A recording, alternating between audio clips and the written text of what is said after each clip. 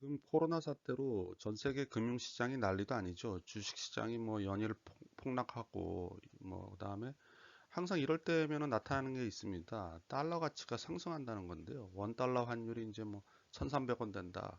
이뜻 뭐 이런 신문 기사가 납니다. 왜 이러한 위기 상황이 오면 달러 가치가 상승할까요? 그 이전에 달러 가치가 왜 유지되고 있을까요? 그렇게 돈을 많이 찍어내고 하는데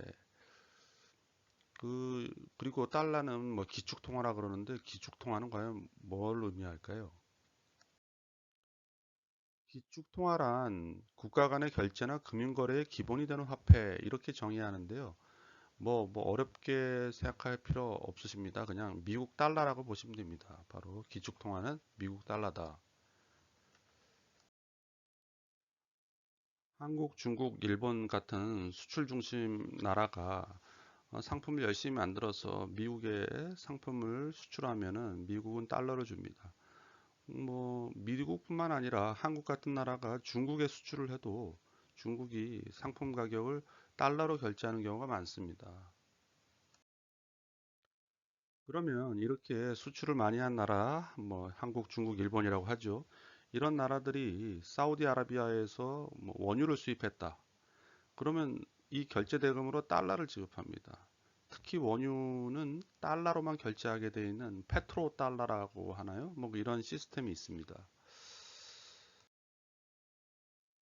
트리핀이라고 해서 벨기에 출신 경제학자가 있는데요.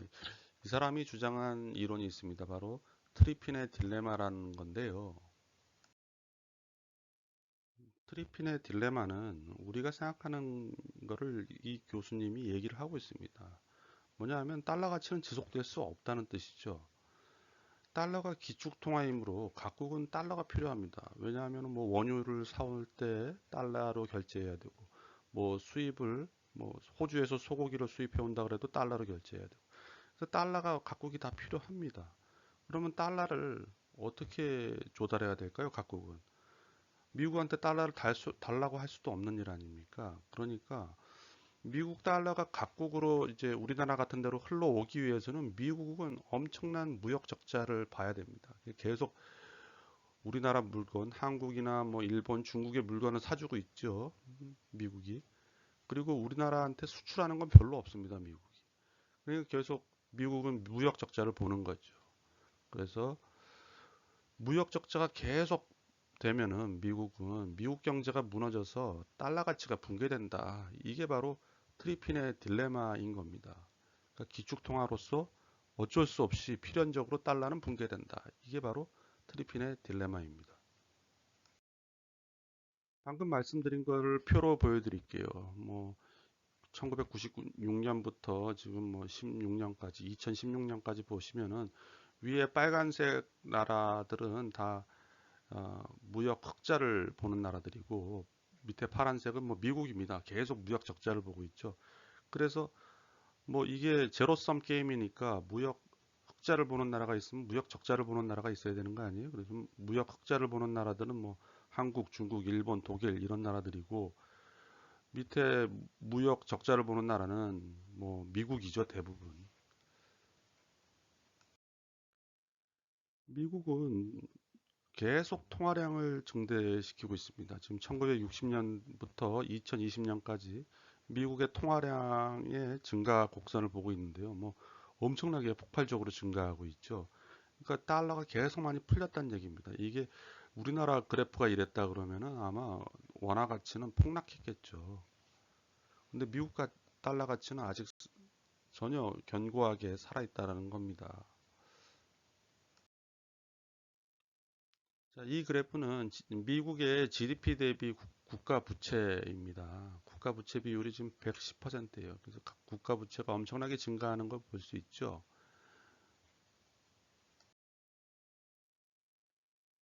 그리고 이 그래프는 지금 뭐 다 0 이하잖아요. 미국의 재정 적자를 보여주는 겁니다. 뭐 계속 재정 적자입니다. 미국은 해마다 재정 적자가 커지고 있어요. 누적 적자액은 뭐 엄청납니다. 지금. 그러면은 다시 본론으로 들어가서 왜 달러 가치는 지속되나? 만성 무역 적자국은 통화 가치가 하락해야 정상입니다. 이게 뭐 경제학 교과서에 나오는 거고, 이 모든 경제학자들이 하는 얘기예요.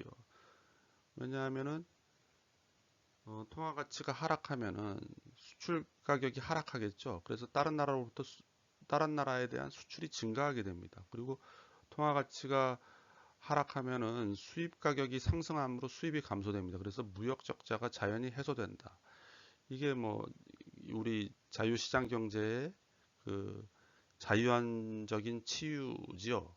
자, 그 경제는 스스로가 알아서 조정을 거쳐서 균형을 찾아간다라는 게 이제 우리 경제학자들이 주장하는 건데.